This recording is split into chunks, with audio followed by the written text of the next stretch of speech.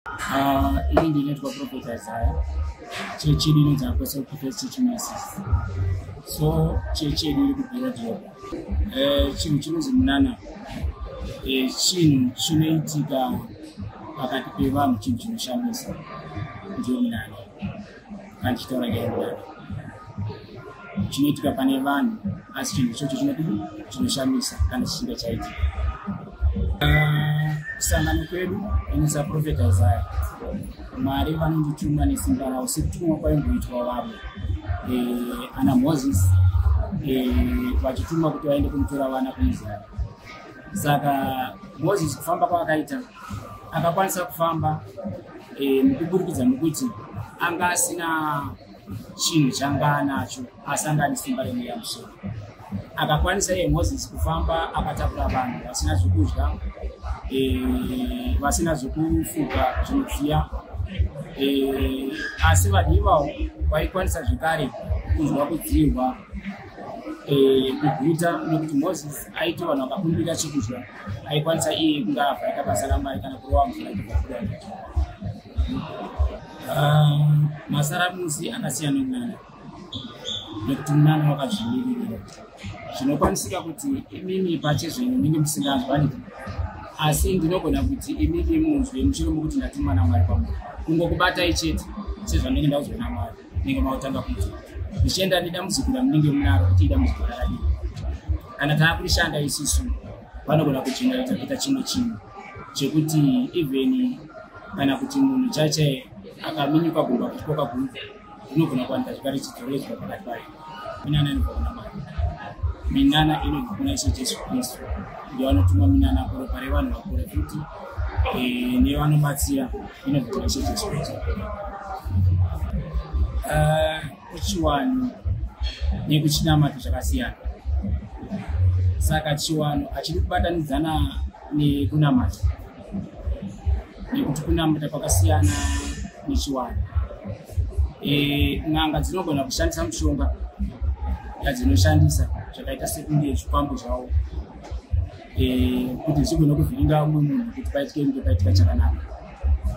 Saka kune munhu waMwari anokwanisa iye kunge achinzwa Mwari achibva atuma sokutuma kwaanenge aitwa, nekuti mushoko raIshe Jesu Kristu makandaisa kuti maprofita okubata pavo basa ndiya nyangwe pavanhu havana zvimwe zvinhu zvavanoshandisa zvakati wandei, asi kuburikidza nokuti simba rinenge riri mumwiri mavo ndinokwanisa kunge iro richibatsira vanhu. Because kana munomatigere ndinogona kana kutoita munana kune vamwe vanhu. Sova munogona kunge pane munhu asina chokudya, asi paari ndakasvika paari ndinogona kunamatira akawanika iye akaguta kana kuti akaona zvokudya. Ndosaka muchinza kuti wechiwanhu vanoti vanofamba vachiti ndinopira kumusika kana vachinge vachiita zvavanenge vachiita, kureva kuti iye Mwari ndiye ane simba kuti akachoka. Because n'anga haina simba kuti akamwa. Hai ndakatumwa munana ndokwandakatumwa sekutumwa kwaita Moses. Saka kana uchitumwa naMwari haufaniri kuita zvimwe zvinhu zvisizvo zvaunenge usina kutumwa nazvo, kuita kuti minana iye irambe ichinge simba raMwari riri mumaoko. Chinonzi minana is demonstration of power. Kureva kuti ukuru hwaMwari unenge wakuzviratidza kubva kuvanhu.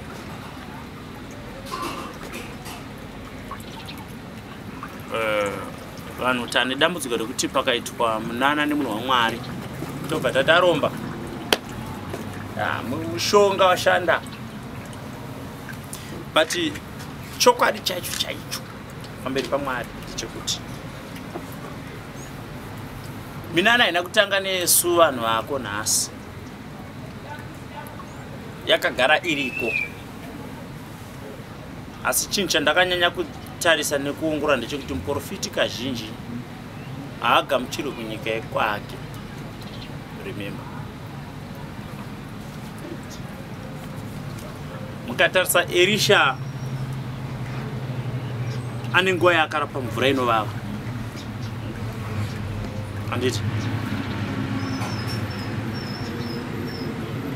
nekuti ndiElisha muchena azviita, saka usi mushonga.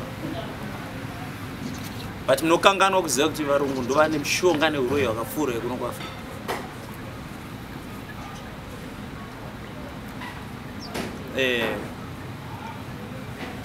Mukatarisa kuti Elisha kuna 2 madzimambo pa5 ane nguva yokuti asekwa mhanza nevana 40, vana 42 vakabuda vachibva vasekwa. Elisha nyamhanza yokwira gomo vachimusveredza, akatsamwa akavatuka nekwamwari. Pakabuda maperekadzi mairi akadya vana vese 42 vakafa vakapera. Ushongo wakanga ashandisa kunonzi zvinozoshamisa nhasi kuti munhu waMwari akataura iye kuti kubva nhasi wapedza dzinza waramba kureurura. Saka kubva izvozvo kangotarisa zuva iri chakumedza, munhu wangotarisa zuva mangwana kusena kutomuka musoro gone afa. Kumba mati akaromba anchidhoma. Dambudziko nderekuti vanhu hamutende nekugutsikana mamuri. Hatitende vanhu vatema kugutsikana zvatiri kuti isusu pachedu Mwari anotishandisa. Tinaro simba iroro rekuipiwa kana rekuita zvatinenge takumbira. Kwedu kuchinamata munana simba rinobva kuna Mwari. Asi kana kwakunyikawo hatiziye kuti vanooperator by which way then.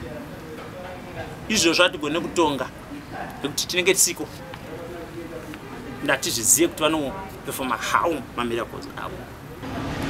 Last time ndakaradza inonzi demonstration of power, munana, kuratidza munana nesimba raMwari. Miracle. Ndakatora munhu airwara njere anonzi Mamvura ekuzasuko, nofunga nyika yese yakamuona. That's a miracle. Kutora munhu ari mental muroad anorova vanhu, otaura naye otanga kudaira, ototendera newe kuti hande motenda omurapa munhu yekusvika aita nomo. Utori munana iwe chishamiso. But that confidence dzekutora munhu yenda stora kupi. Ari kundiudza izvozvo kuti ukatora munhu uyu ukamupa mvura iyi, ukatora munhu uyu ukamunatisa mvura iyi, njere dzinodzoka paposition ndiani. And antipa that power ndiani, because munogona kutora futi same person yeye ane problem mental. Momuitisa zvimwe chete zvandamuitisa zvibata apora. But ndikamutora ndikamuitisa izvozvo anopora. Zvishamiso, that's miracle. Anditi minana yani yaMwari. Saka vanhu tine problem yekutadza kutenda kwatiri, kutenda muna Mwari wedu kuti Mwari anotipa simba. Jesu zvaakasvika pamuchato weKana akachandura mvura akaita wine, akamona chiro akata ndiani. Paakapinda pamuchato weKana Jesu ndokubva atora mvura ndokuisandura mvura ndokubva yaita wine. Ndobva ati inwaiva ndobva wataka zvokuti munanaka. Chishamiso kaichi. Makadi kuti akaromba. Vaidi kuzvitaura kuti akaromba mushonga. Anditi bofuri yari akaporesa akurerwa pamuchinjwa ndoro tena mbano kuti icho chipikiri icho achina kupinda icho. Bofuri akaporesa ndoro tena mbano kuti icho chipikiri icho achina kupinda icho. Kureva kuti nyika ndo zvayagara inongoita, vanhu vanongotaura.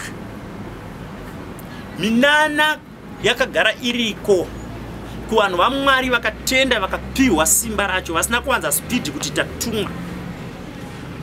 Vakarigamuchidzwa simba racho ndevanoriita. Problem ndeimi vekutenda kushoma. So isusu basa ratinoita rakawanda, tifarire kuzvikudza. Asi ukuru ndewaMwari.